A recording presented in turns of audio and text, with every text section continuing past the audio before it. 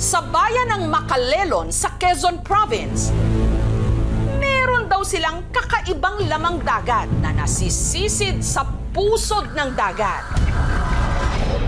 Ang itsura nito, tila out of this world, humahaba ng hanggang 2 talampakan. Kung titignan sa malapitan, parang higanting uod o pipino. Kaya ang tawag dito, sea cucumber. Alas 6 pa lang ng umaga. Pumapalaot na ang mangingisdang si Lester sa karagatang sakop ng barangay Amuntay para sumisid ng sea cucumber. 20 minutong sakay ng bangka. Dito na tayo sa area na kung saan mangunguha ng sea cucumber. Kailangan matibay siya sa pagpigil ng hininga, lalo't wala siyang gamit na ibang aparato.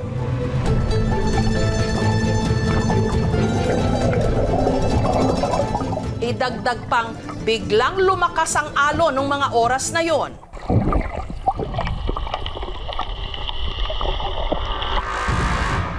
Sa lalim na 15 feet, nakatanaw siya ng giant sea cucumber na nasa buhanginan.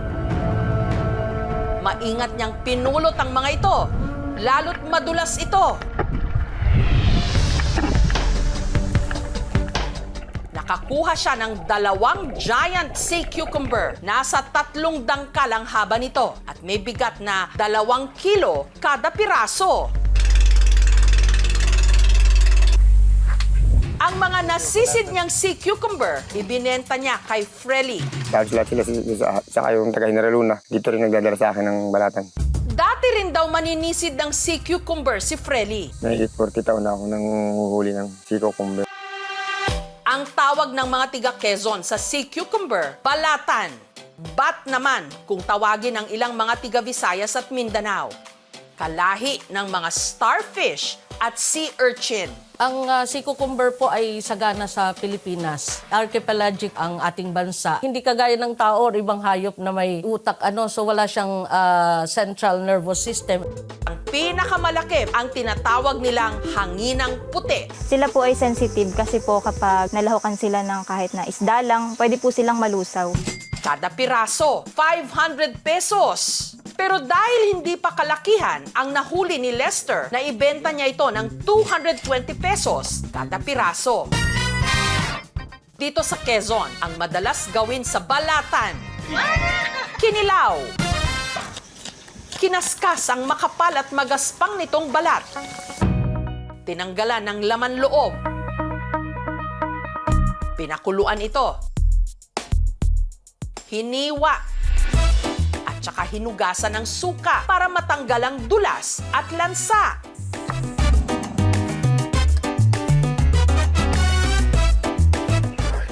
Lasang parang nata de coco na parang may halong texture ng balat ng telangan ng lechon. Ang balatan pwede ring gataan, katulad ng recipe ng 73 anyos na si Tatay Noel. Pagkatapos tanggalan ng balat ang balatan, nilinisan. Pinimplahan ng pampalasa.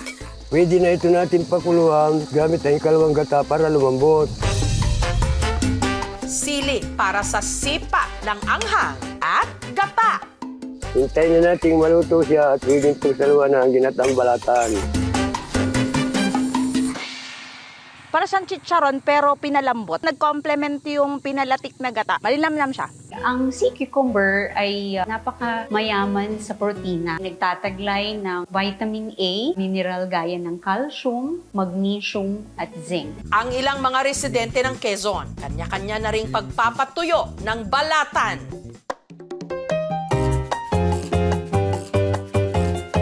Una muna itong inilaga. Sunod na pinausukan gamit ang screen na pangsala rin ng buhangin. Ibinilad sa loob ng 1 hanggang 2 araw. Pag natuyo na sa itong ganito kalaki, ganito na lang. Ang mga pinatuyong balatan, Kaya raw tumagal ng hanggang 1 taon na ibibenta rin nila ito sa mga Chinese restaurant sa halagang 5,000 pesos kada kilo. High po ang demand ng sea cucumber sa buong mundo. Tinitingnan nila as aphrodisiac sa Asian cuisine kasi it also symbolizes prosperity. May mangilang-ilang species po doon na tinatawag nating endangered and vulnerable. The rest po, mayroon na lamang po na size regulation. Dapat hindi bababa sa 5 centimeters po ang sukat ng mga dried form na sea cucumber para maiwasan ang biglaang pag-collapse ng population ng sea cucumber sa ating bansa. Don't judge a sea cucumber by its kulubot na balat. Hindi lang ito basta hayop dagat. Ito'y likas na yaman na pinagmumula ng kabuhayan ng marami nating mga kababayan at nagbibigay sustansya sa katawan.